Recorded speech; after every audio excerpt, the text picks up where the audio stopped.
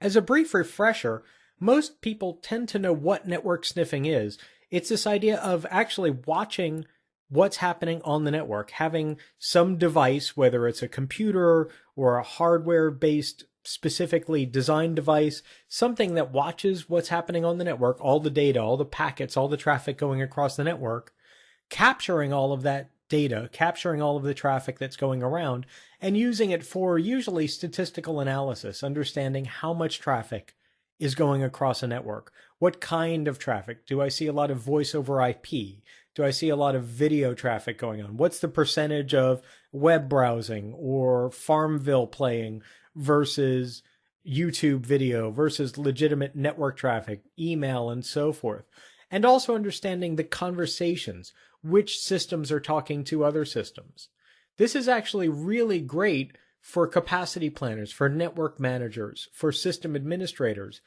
Perhaps doing some of this network sniffing will reveal that these two systems replicate a lot of data back and forth, but they're actually connected to two separate segments of the network.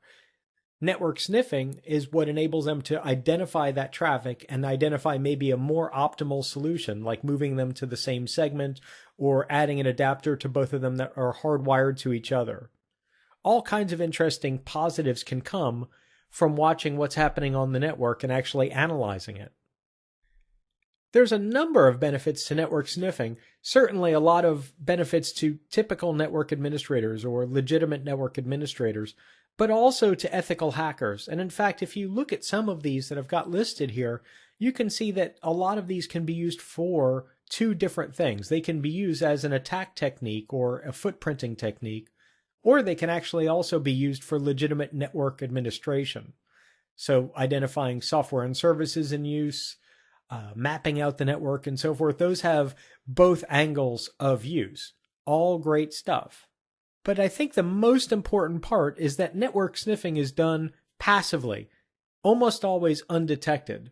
What's happening is that we're just really quietly attaching something to the network, software, hardware, combination of, and actually using that to capture the traffic. We're not trying during the sniffing phase to change traffic, to block traffic, to intercept traffic in some way. We just want to watch what's going on. Remember that earlier phases, we are enumerating and footprinting a network and doing some recon work. This is an amazing tool for recon, but then we can actually also use this tool later on for an active attack. And I'll show you both during this video.